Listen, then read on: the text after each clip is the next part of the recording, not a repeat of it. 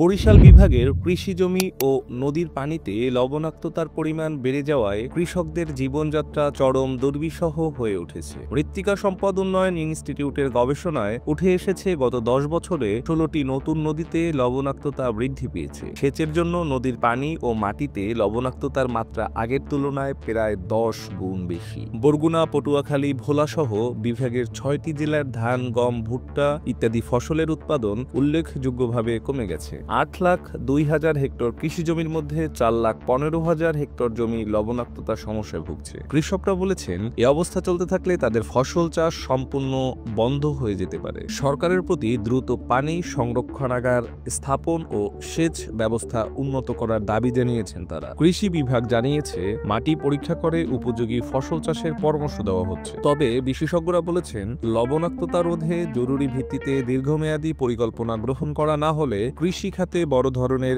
বিপর্যয় ঘটতে পারে। মেহেদী হাসান, সার্স বিডি নিউজ।